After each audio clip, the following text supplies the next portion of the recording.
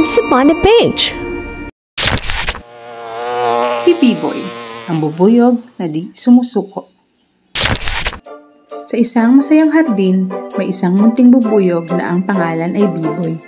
Siya ay laging masigla kahit maliit lang siya. At dahil sa kanyang sukat, ay mahina siyang lumipad at madalas mabagal. Lagi siyang tinutukso ng ibang bubuyog. Gustong-gusto ni B-Boy tumulong sa pagkuha ng nektar para sa kanilang pugad. Pero minsan, nahihirapan siya dahil mabigat ang dala. "Naku, ang bigat," sabi ni B-Boy. "Pero kaya ko to. Hindi ako susuko." Nakikita siya ng ibang bubuyog. "B-Boy, masyado kang maliit. Baka mapagod ka," sabi ng isa.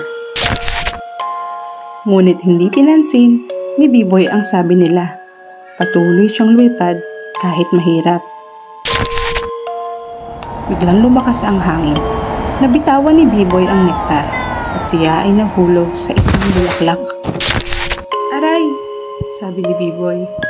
Pero ngumiti siya. "Ayos lang. Babalik ako at susubukan muli." Bumangon si B-Boy at muling lumipad. Sa wakas, ihatid niya ang nektar sa pugad. "Ang galing mo, B-Boy," sabi ng reyna. "Kahit maliit ka, hindi ka marunong sumuko." Aral: kahit maliit o nahihirapan, huwag susuko. Kayang-kaya basta may tiyaga at tapang, tulad ni B-Boy. Si B-Boy, ang bubuyog na di sumusuko.